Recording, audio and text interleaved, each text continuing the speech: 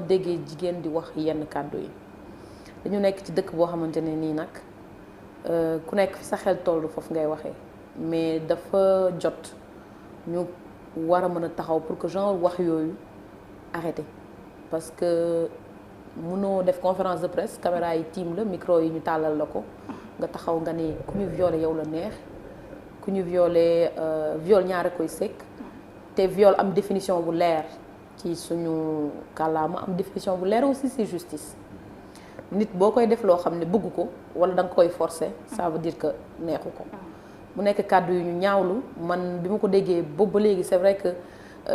léegi mu def une semaine mais lu ma choqué la dama nekk ci choc boobu noonu ba tey parce que yaakaaruma woon sax que nit dina xalaatee noonu asamaan ak jigéen buy encadrer ay yeneen jigéen ay ñoo xam ne xale lañ la seen leer na ma ni waajur ñu ci bari dañ leen di dénk seen njaboot Miss Sénégal âge limite bi ñaar fukki at ak juróom la 25 ans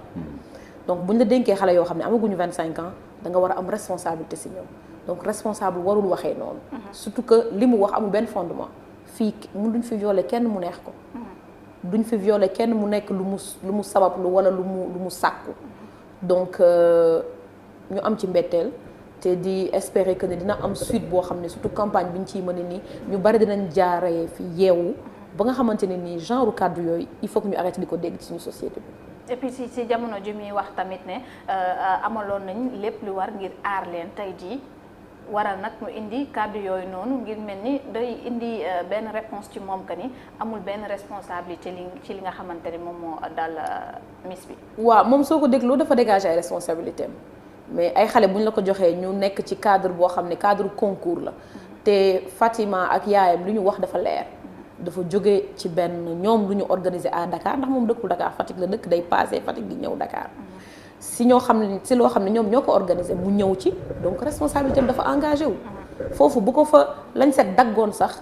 elle est responsable asamaan nag ñu wax viol ba ëmb am ci ba mu am doom bi am na 5 mois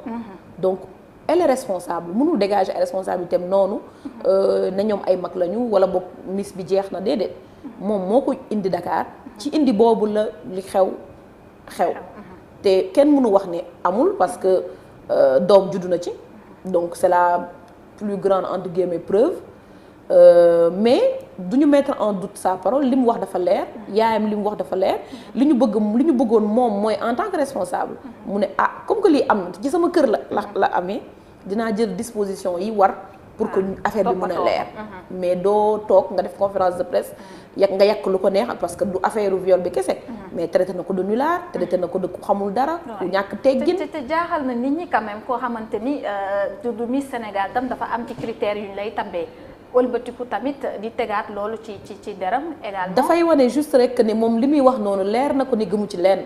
moom loolu leer na ko amul benn base bu mu ko teg parce que mënuñu tabb Miss Sénégal selon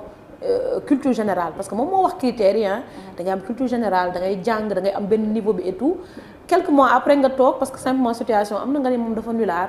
musul jàngam baaxul loolu moo tax mu deful bac indi ay arguments yoo xam ni kenn xamul lan la juste pour gën a takkal kooku noonu te dafay wane que ni bu xamul li xew yi tamit am na lu muy nëbb waaw déclaration bi pour man daf ko gën a enfoncé te dafa wane ni bu xamul li xew yi tamit bu xamul lépp yi tamit xam na ci lu bari am na lu nekk ci biir am na lu nekk ci biir Mansour foofu laay rebondir sax même question bi laa lay laaj ci ginnaaw mbir mi am maa ngi fàttali léegi que ni livre bi yow yaa ko bind mu def ñaari at yoo xamante ni mel na ni day yéem a indi benn réponse tey ci li nga xamante ni xew na te nga defoon ci jàngat ci ñaari at ci ginnaaw ana nag nga koy gisee. Bon écoutez maa ngi rafetlu encore une fois jotaay bi mais xam nga milieu mannequinat ak milieu nu ñu koy waxatee Miss ñoom ñëpp benn lañu si des gens pensent que ni par exemple entre mannequinat ak Miss ñoom ñaar bokkuñu sphère c'est parce que dañu bëgg noyer le poisson li xew ni yàgg naa xew mais naturellement parce que ñun li taxaw ñu bind livre bi mooy dafa amoon ay actrices yoo xam ne dañ doon défier les journalistes en quoi faisant yenn journalistes yi bu dee par exemple li ngeen di wax ne ñun dañuy tux dañuy naan dañuy def leneen ak leneen am ngeen ci ay preuves da ngeen ko war a bind di défier nit ñi man li taxoon ma bind ko yàgg naa ko wax benn jigéen boo xamante ne bi dafa defoon benn entretien mannequin la woon gaañu na mu ne moom elle lui arrivait de dépenser 400 000 francs par jour. Ça c'est un défi vraiment à la raison. Ça en tant que journaliste, et que d'ailleurs ñun on nous a appris que lorsqu'il y a un ça ne va pas, le journaliste doit enquêter. Nous avons enquêté dans ce milieu-là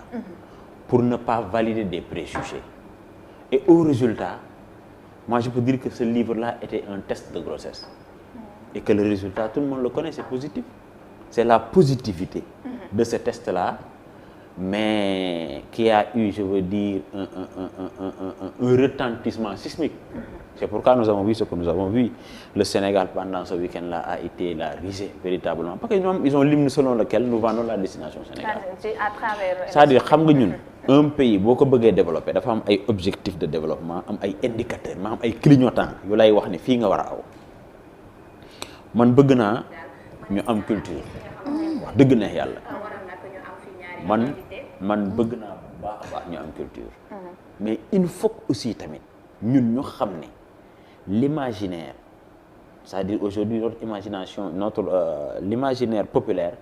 veut que par exemple les acteurs ou bien les actrices de la culture sont des gens presque qui ont échoué par ñun jàpp nañ ne tey boo nee culture mooy fecc. ñun jàpp nañ ne boo dee culture mooy way. Mais alors que notre premier président était un homme de culture. Mais parlons-en. C'est-à-dire aujourd'hui un homme de culture c'est quelqu'un boo xamante ne bii am na lu mu xam. am na savoir-faire boo ci yokkee général mooy pratiquement peek na xam-xam yu bari. On est d'accord. Man bëgg naa trop ñu wax ñu aujourd'hui ñoom ñu ngi wër di contester. Mais imaginez ay xale yoo xamante ne da ngay am ci ñoom. te ñoom du ñu am ci yow. benn genre business. Non mais c'est-à-dire un business à sens unique te nga dajale ay doomu jàmbur yow amul prime de participation ñii dañu war a am assurance. On est d'accord. ñii dañu war a am li ñuy tuddee book normalement bu doon dafa nekk loo xamante ne bii dañ ko organiser te ñoom lim ni selon lequel on va à la destination Sénégal et d'ailleurs on va en parler. La destination Sénégal bu dee lañ koy jaay normalement dañu war a am book am ay manager yow en tant que personnalité événementielle du ñoom nga war a waxal seen manager nga war a waxal. Directement. Mais le mal de ce pays xam nga mooy lan parfois j'ai l'habitude de le dire ils ne sont victimes que d'eux-mêmes parce que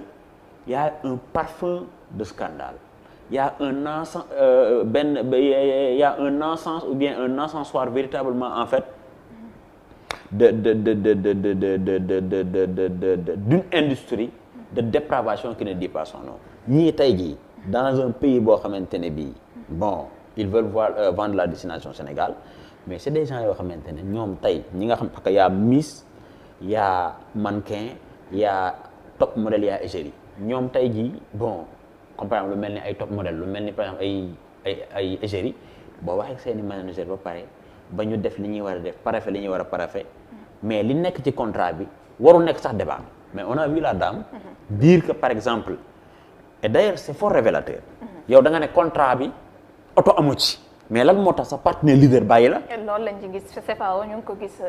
ci lendemain bi. ça c'est un désaveu. te man ñi nga xamante ne bi il mannequin noonu laa ko mën a tuddee. ñoom tey jii seeni mannequin wala seeni top modèle wala seeni égérie peut-être Miss yi ñoom tey on met à leur disposition parce que c'est professionnalisé on met à leur disposition par exemple benn jet privé parce que foofu c'est à un autre niveau. Mais fii le mal c'est quoi mooy d'abord parent bi xamul doomam ci yan loxo la nekk loolu mooy premièrement. Justement. Deuxièmement yow même bu dee xam nga sa doom ci yan loxo la nekk mais amuloo ay éléments de preuve lan la lay wax yaay maa ngi fii accident et cetera yow xamoo ñan lay fanaanal xamoo yan condition la nekkee foofu mais beneen bi li gën a garaaw xam nga mooy lan mooy ñëpp xam nañ ne xale yi dañu bëgg mode défilé jaral na leen lu nekk da ngay gis ñoo xamante ne par exemple dañuy nekk taille 60 défilé Adama Paris jot na bon en moins de 2 mois ñoom dañuy bëgg rentrer par exemple ci taille 40 dañuy obligé pomme la ñuy jëfandikoo coca light la ñuy jëfandikoo chewing-gum la ñuy jëfandikoo yaa ngi dégg auto imposer seen bopp la ñuy tuddee benn genre régime alors que loolu ça relève d'un domaine médical c'est c'est une personne dédiée moom moo la koy bindal di boole ci sport boo xamante ne bii amul app te doo lekk doo naan. stratégie la ñun en faisant notre enquête boo xamante ne bii def nañ ko ci juróom-ñaari at yaa ngi dégg am ay notes confidentielles mooy notes yoo xamante ne ñoom ñooy informer les plus hautes autorités les premières lignes datent de 2011 ñuy enquêter di laajte di dajale ay coupures de presse di dem ci ay défilé miinanteeg ñoom ba xam informé à la page 46 li xew nii page 46 loolu wax naa ko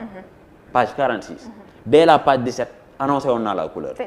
mais Sénégal moo nekk dëkk boo xamante ne bii nit ñi li leen neex la ñuy gis li leen neex la ñuy dégg li leen neex la ñuy gëm mais c'est-à-dire dans une société normale tey jii maanaam société bi bu nekkee dafa am différent opposé ay sociétans entre guillemets maanaam ñoo xamante ne ay composants de la société lañ benn levier moo leen mën a départager c'est le judiciaire kese mais lu mel nii c'est parce que on l'a toujours étouffé et que toi elle vous n'avez jamais eu vent de ça mais lu mel ni yàgg na fi am. mais est-ce que parce que aujourd'hui parce que Mansour est-ce que tey jii tamit du autorité yi ñu ciy tudd tey dernièrement gis nañu ko Jali Badiane du ñàkk yow itam gis nga ko ni ñoom la ñuy wax ni am na ñu nekk derrière tout ça ci mbir mi mu nekk benn magouille bu xam nga non man du ma stigmatiser kenn mais autorité yu mel ni yàgg nañ koo def ay dignitaires religieux li ma lay wax lu ma xam la yàgg nañ koo def ba pare man loolu wax naa ko ci livre bi dañ leen di tàmmal wala ñoom dañuy tàmmal seen bopp rythme de vie boo xamante ne am na ci benn mannequin boo xamante ne miinoon na wala miinaloon na boppam yenn rythme de vie yoo xamante ne bi ko copain bi bàyyee yaay yëg ko mu xam ne dafa ne ci ay jafe-jafe yaay ji da ko woo mais daf koo saaga daf ko ne carrément ma toog fii di lekk xeer man moo ma gënal may ñëwaat suñu kër. kon ñoom tam des fois non mais li ma la wax c'est-à-dire je dis xoolal maanaam li xew nii li xew yàgg naa xew am na benn nit bu ma dégg mu naan non ñun bu ñu tàmbalee gérer affaire bi 2000 ba 2012 yi musul am non mais je dis mais dañ daan dem di seeti un concessionnaire boo xamante ne bii xoolal troc la leen di imposer troc mooy lan échange dama leen di jox oto mais telle personne telle fille damay fanaan ak moom loolu ñëpp xam nañ ko c'est-à-dire lii nekkul lu bees quoi je veux dire li ci nekk scandale mooy surtout ni ndaw si waxee mooy Amina Badiane parce que y a deux choses yoo xamante ne wala trois choses yoo xam ne au Sénégal consensus national la mooy viol kenn du ko nangu ci réew mi moi c'est pas mon combat xam nga lu tax parce que man journaliste la duma activiste et cetera mais de postulat religieux loolu ñëpp xam nañ ne moom c'est-à-dire loolu kenn mënu ko nangu su ma nee du sama combat xam nga mooy lan mooy man du ma judiciaire est-ce que comprendre nga mais sama combat fi mu ci yem wala moo xam mu gën a leer sama combat fi mu ci yem mooy di ko naqarlu di ko dénoncer parce que lu mu ci doon dangay koy jël nga teg ko yow bu doon yow nan ngay def. mais déjà loolu sax yow. beneen bi l'autre consensus national. sa rôle la l'autre consensus national xam nga mooy lan. maanaam lu jëm ci góor jigéen loolu kenn du ko nangu. dafa am ñaar yoo xam ne consensus national la muy viol. ak lu jëm ci wàllu homosexualité. te ñaar yi ma la wax nii. mais naturellement dans le milieu de la mode. c'est fréquenté par des homosexuels loolu ñëpp xam nañ ko. dinañ ñëwaat foofu alors Jali gis nañu Miss bi tey ba mu defee sortie wam wax ni tey dañu ko violé mu jëlee ci grossesse mais anam bi mu ko nettalee mooy dafa mel ni dañ ko drogué xamul ba tey itam xamul ku jur doomam waaye tey ba mu génnee gis nañu am na benn taxawaay yenn ci sénégalais am moom la ñu accusé wax nañ tey ginnaaw bi nga xamante ne organisatrice bi moom moo ko def ne lu ko dal lépp moom moo ko teg boppam un peu muy rejoindre lu yaayam doon wax que ni nanguwuñ ko woon dénoncer parce que ñu ngi doon xalaat regardu tey sénégalais bi est-ce que tey jii moom moo tax ñu taxaw fi ñu nekk. waaw xam nga culture du viol loolu la ñuy wax culture du viol. culture du viol dafa ancré Sénégal ba nga xamante ne nii tey jigéen bu ne jigéen góor surtout jigéen nag surtout jigéen ñi dañ ma violé xam nga lu leen njëkk a laaj. loo fa doon def. loo soloon ak la fa yóbbu woon. c'est-à-dire que dañuy positionné wu du fait que jigéen amul droit wax déedéet donte mën na li may wax rek consentement moom c'est oui ou c'est non. te ku nangul da ngay wax non wala nga jëfee non boo xamante ni nit ki dina xam ne non nga wax mais culture du viol boobu dafa ancré ba nga xamante ni moo tax ngay gis genre yooyu yaayam ak moom li ñu expliqué leer na te la réaction sénégalais yi jox na leen raison déjà viol boo xam ni yow amoo ci benn souvenir bu précis démb gis naa article yu neex yu ñu partagé yu ma neex sax parce que tax na nit ñi informé wu da ngay gis ku naan loolu mënul nekk mais depuis hier on parle de la drogue du violeur am na waaw ñu ngi ko gis am na loo xam dañ la koy jox nga naan tu te souviens de rien te moom li mu expliqué symptômes yooyu la joxe moom xam na ni am na lu xew mais mënu la wax lii exactement moo xew loolu moo tax grossesse bi sax ñoom ñu découvrir ko après 4 mois parce que dem nañ hôpital bi yéeg di wàcc xamuñu lan moo ko jox yaakaar ne fibrome la am ñu ne doom la te moom mënul expliquer ndax dafa am rapport sexuel parce que xamul sax te mu nekk lu ancré te nekkul première fois li muy wax nii dëgg la du la première fois ñuy gis affaire yi genre peut-être bii moo rëcc feeñ rek mais yu bari xew na fii ci lu mel nii te il faut que ñu gën a renforcer le plaidoyer ak éducation bi am pour ñu arrêter cette culture du viol là jigéen ñu sàkk ko nga ñëw laaj ko loo soloon dafa amoon en 2018 benn exposition bu am solo bu amoon place du souvenir musée de la femme bu tuddoon naka nga soloon lan nga soloon naka nga soluwee woon ñu exposer ay yére jigéen yu ñu violé et c'était une manière de démontrer que ni solin ak viol ça n'a rien à voir da nga doon dem ci exposition boobu nga gis yére bébé 6 mois tenue policier tenue chantier tenue femme au foyer tenue pour dire que ni la fa nekk sax ci li ñuy wax naan li ñuy xaw a trouver excuse ci colin bu xaw a ñàkkatee gënu sax bariwul donc culture du viol boobu moo yóbbee commentaire yii nii yëpp te duñu gën a taxaw nag seetlu ci parce que comme li mu wax sànq rek foofu laay terminer ku ko natt ci sa bopp xam ni metti na dañu war a bàyyi di rejeter te da nga koy jël exemple rek ci réseaux sociaux yi ku gën a accentuer culture du viol soo ko ne yow sa doom buñ ko violé woon looy wax da ciy génn ci saa si du am argument lu ci nekk rek ku ci nekk da nga koy xool ci sa bopp bu nekkoon sa doom bu nekkoon sa sœur bu nekkoon sa yaay bu nekkoon sa tante wala mu nekk sa xarit rek nga xam ni metti na et que nekkul ci coobari nit